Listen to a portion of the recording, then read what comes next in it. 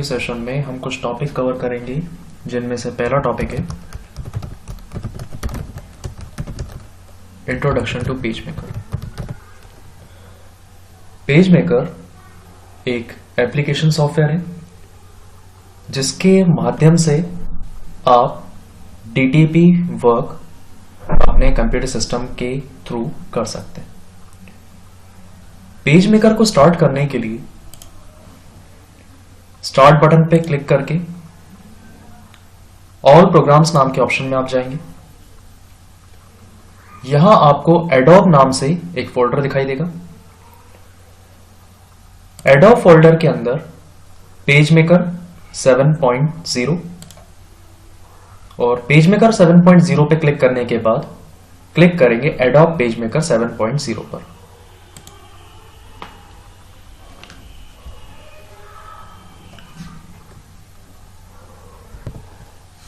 Page maker के icon पे click करने के बाद पेज मेकर की विंडो ओपन होगी, जिनमें शुरुआत में आपको एक डायलॉग बॉक्स दिखाई देगा टेम्पलेट्स के नाम से। अभी आप इसको चाहें तो बंद कर सकते हैं। ये क्या है, आने वाले टॉपिक में इसको लेके बात की जाएगी। यहां पर आपको लेफ्ट हैंड साइड पे एक टूल बॉक्स दिखाई देगा जिसके अंदर कुछ टूल्स हैं, कुछ पिक्चर्स की फ्लोटिंग विंडो है, कुछ स्टाइल्स की फ्लोटिंग विंडो है। इनका इस्तेमाल कैसे करना है, कब करना है, इसको लेकर टॉपिक में बात की जाएगी।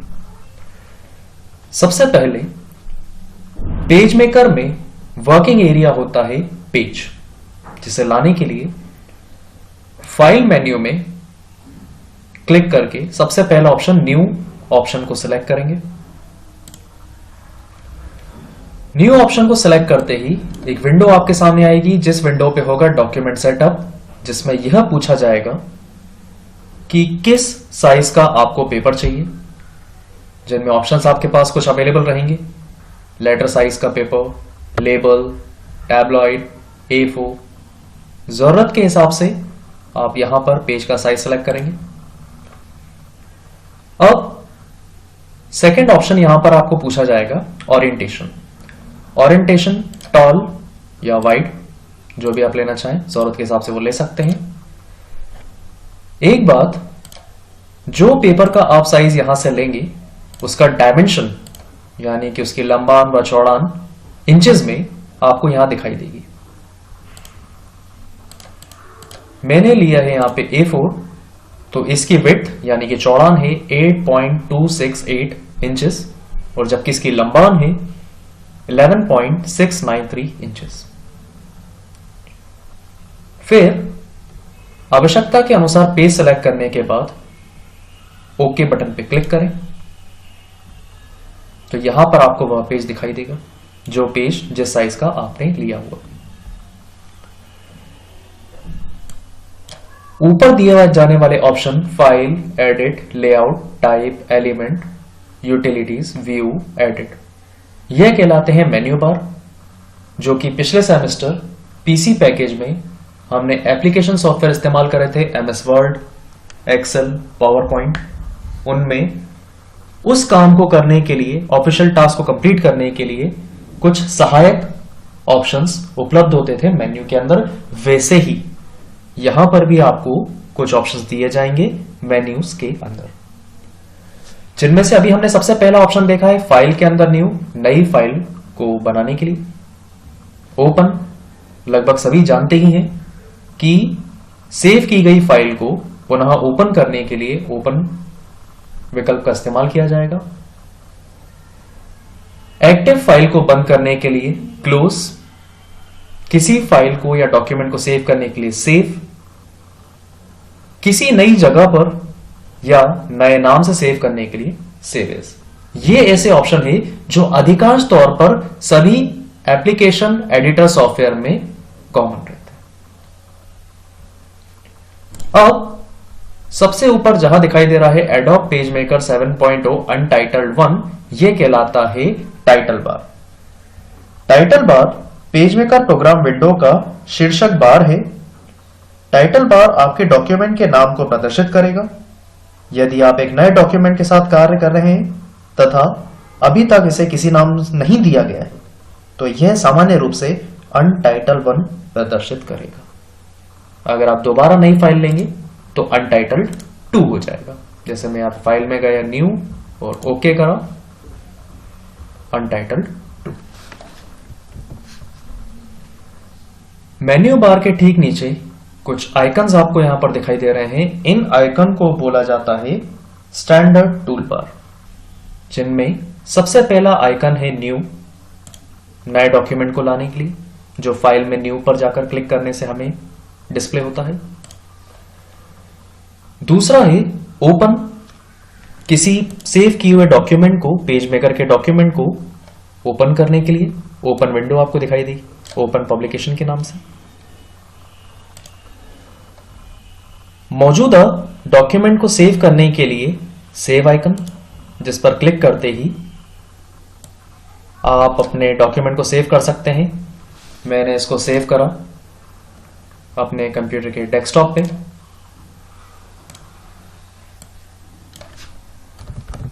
डेमो के नाम से सेव।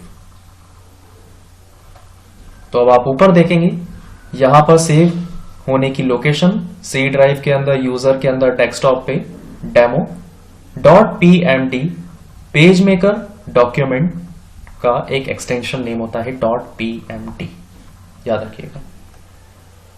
फोर्थ आइकन है इसके बाद प्रिंट, जो भी डॉक्यूमेंट आपने तैयार किया हो उसका प्रिंट आउट निकालने के लिए, हार्ड कॉपी में उसको प्रिंट करने के लिए प्रिंट विकल्प का इस्तेमाल किया जाता है, जिस पर क्लिक करते ही आपके सामने प्रिंट विंडो आएगी। प्रिंटर में उपलब्ध प्रिंटर का नाम सेलेक्ट करके कितनी आपको कॉपीज चाहिए, नंबर ऑफ प्रतिलिपि, कितनी कॉपीज चाहिए, 2, 3, 4, 5, जरूरत के हिसाब से वो देकर प्रिंट बटन पे क्लिक करते ही उतनी ही कॉपीज आपको प्रिंटर के माध्यम से प्राप्त हो जाएंगी, जो आप सॉफ्ट कॉपी में देख पा रहे हैं।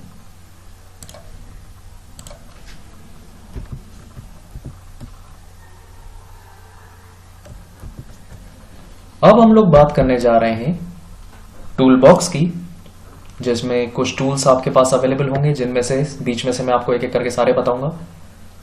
सबसे पहला टूल जो दिया हुआ है वो है बॉक्स टूल, जिस पर क्लिक करते ही आप एक बॉक्स को ड्रॉ कर सकते हैं। बॉक्स टूल का प्रयोग करके आप आयताकार आकारों का निर्माण कर सकते हैं।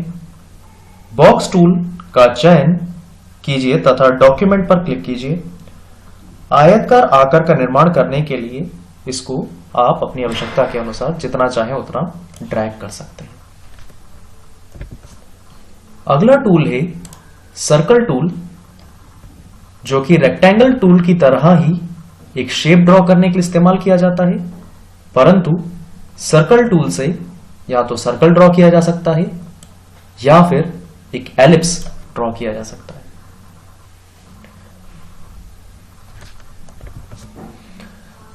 तीसरा टूल है इसके बाद पॉलीगन टूल, जिसमें रेक्टेंगल की तरह 4 कॉर्नर से ज्यादा कॉर्नर्स वाले शेप को बनाया जा सकता है, जिसमें बाय डिफॉल्ट 6 कॉर्नर्स हैं, लेकिन जरूरत के हिसाब से आप उनके कॉर्नर्स की संख्या को बढ़ा सकते हैं, जिसके लिए एलिमेंट मेन्यू में ऑप्शन दिया जाएगा पॉलीगन सेटिंग। पॉलीगन सेटिंग पर क्लिक करते ही आपको एक छोटा सा विंडो डायलॉग बॉक्स दिखाई देगा पॉलीगन सेटिंग के नाम से, जिसमें सबसे पहला ऑप्शन रहेगा नंबर ऑफ साइड्स।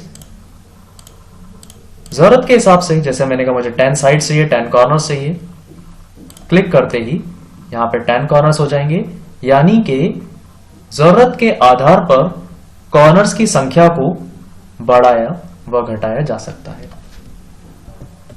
जो 3 शेप्स मैंने आपको बताए, सबसे पहला box tool, circle tool, polygon tool, उन्हीं शेप से मिलते जुलते सबसे पहला होता है रेक्टेंगल फ्रेम टूल। ये एक तरह का फ्रेम ड्रॉ करने के लिए इस्तेमाल किया जाता है, लेकिन इसकी खासियत यह है कि जितना बड़ा शेप आपने ड्रॉ करा है, ये उतने ही एरिया में केवल टेक्स्ट को कंटेन कर सकता है। शब्दों पे गौर करिएगा, जितना बड़ा शेप आपने ड्रॉ किया है उतने ही एरिया में यह केवल टेक्स्ट को कंटेन कर सकता है। टेक्स्ट लिखने के लिए टेक्स्ट टूल का इस्तेमाल किया जाएगा।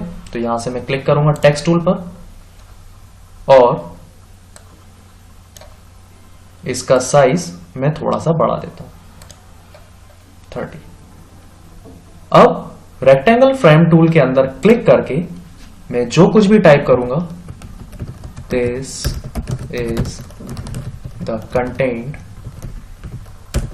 Which is only for the, अब जो भी मैं टाइप कर रहा हूं वो केवल उस रेक्टेंगल के अंदर ही आएगा, उसके बाहर बिल्कुल नहीं जाएगा।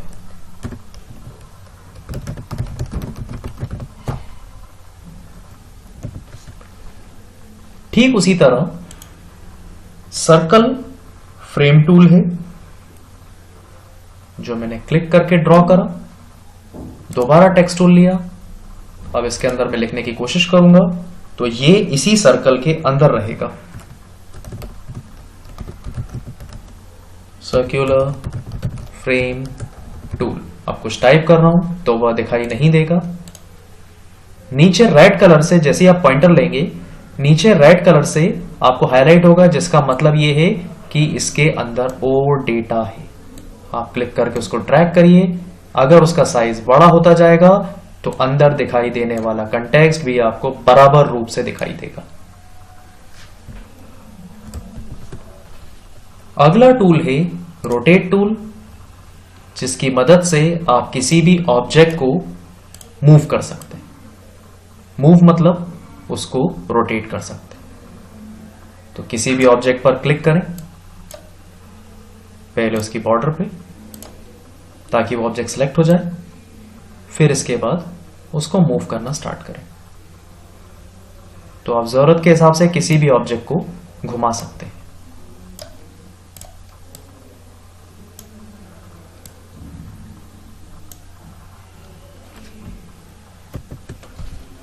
अगला है लाइन टूल। नाम से ही समझ में आ रहा है, एक स्ट्रेट लाइन ड्रॉ करने के लिए इस्तेमाल किया जाता है, जिस पे आप क्लिक करके अपनी आवश्यकता के अनुसार जैसी चाहे वैसी लाइन ड्रॉ कर सकते हैं। अगला टूल है constant line tool. Constant line tool ही लाइन टूल की तरह लाइन को ड्रॉ करने के लिए उपयोग किया जाता है, लेकिन कांस्टेंट लाइन टूल में हमेशा स्ट्रेट लाइन ही ड्रॉ होती है। आप उसे 45 डिग्री के एंगल तक ही मूव करवा सकते हैं, जबकि लाइन टूल से आप 360 डिग्री कहीं भी कैसी भी तिरछी लाइन ड्रॉ कर सकते हैं। ये देखिए, जब आप इसको ड्रॉ करेंगे तो आपका माउस पॉइंटर फ्रीली मूव होगा, जबकि कांस्टेंट लाइन टूल से जब आप लाइन ड्रॉ करेंगे तो आपका माउस पॉइंटर 45 डिग्री के हर एक एंगल पे एक स्ट्रेट लाइन ड्रॉ करेगा। फिर आता है मैग्नीफायर टूल। मैग्नीफायर नाम ही से ही आपको समझ में आ जाएगा, जूम इन करने के लिए आपकी माउस से लेफ्ट क्लिक करेंगे, जूम इन होता जाएगा, और राइट क्लिक करके करेंगे स्क्रीन पे तो कुछ ऑप्शंस आएंगे, जिनमें से आपको सेलेक्ट करना है fit in window. Fit in window का मतलब यह है पूरा कंटेंट पेज का विंडो पर फिट हो जाना।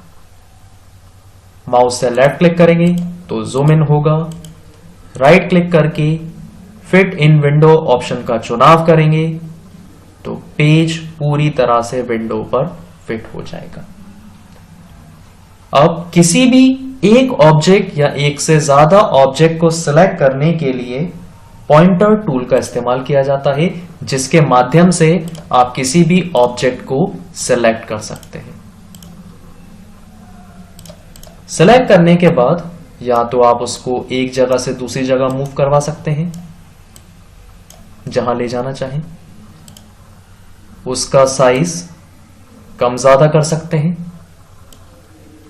और जरूरत पड़ने पर सिलेक्ट करने के बाद कीबोर्ड में डिलीट बटन को प्रेस करके उस ऑब्जेक्ट को डिलीट भी किया जा सकता है।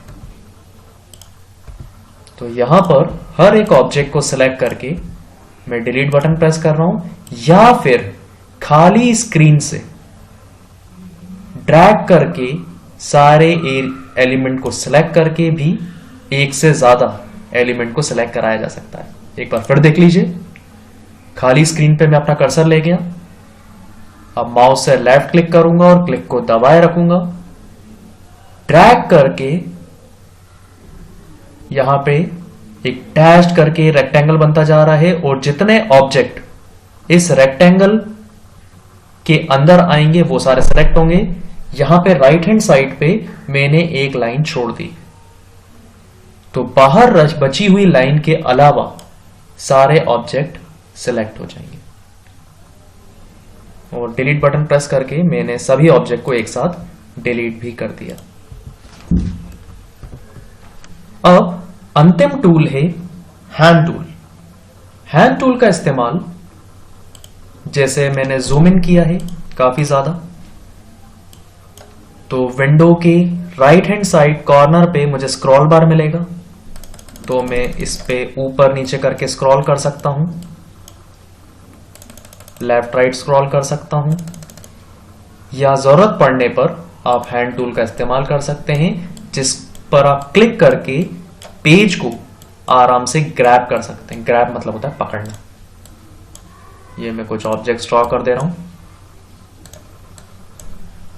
अब ग्रैब टूल की मदद से, हैंड टूल की मदद से मैं अपने पेज को 360 डिग्री कहीं भी मूव करवा सकता हूं।